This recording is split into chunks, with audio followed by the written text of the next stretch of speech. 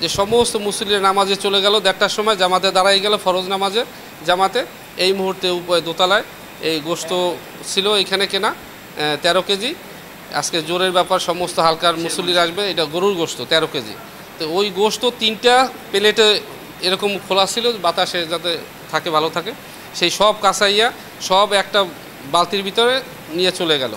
আসসালামু আলাইকুম, আপনারা কেমন আছেন? আশা করি ভালো আছেন। আলহামদুলিল্লাহ আমিও ভালো আছি।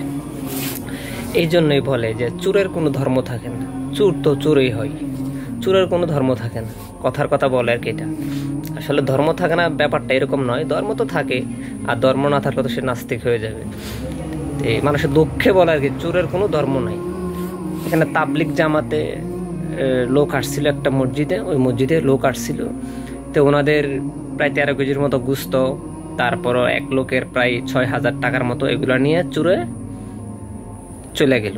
তা আসলে ধর্মীয় একটা স্থান থেকে চুরি করাটা কি, এটা আমার মনে হয় না এতটা কি বলবো একে, আমার আর ভাষা জানা নাই কি বলবো।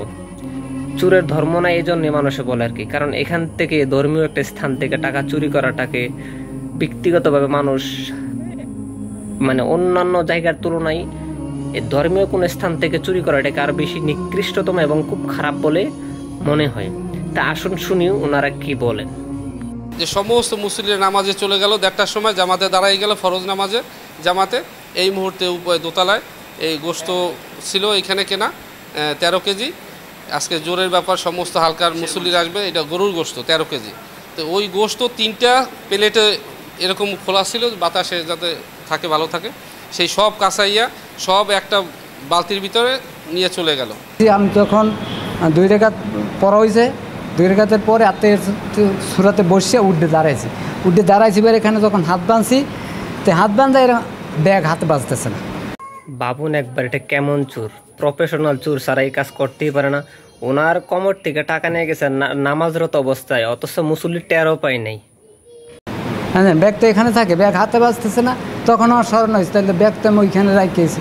তখন তো লোক আমাদের আসি, এই তা নামাজ শেষ করি আমি আবার চলে আসছি, সুন্নাত কোনো কিছু পড়ি না, চলে আসছি। আমাদের লোক হেরা আবার দেখি এখানে ও ভিতরটা বাইরে আসছে। আসার পরে জিজ্ঞাসা কয় না, আমরা তো ভিতরে নামাজ পড়ছি। কত টাকা ছিল, কি করবেন? আমার 6,000 টাকা পয়সা সব নিয়ে গেছে। 6,000 টাকা ছিল। কেমন কি করবো, আল্লাহ যা করে। আমি ওই চোরের জন্য দোয়া করি, আল্লাহ যেন এরা হেদায়েত দান করে। আপনারা ওই চোরের জন্য দোয়া করুন, যেন চুরি ছাইড়া দেয়, আল্লাহ যেন এরা হেদায়েত দান করে। আমিন।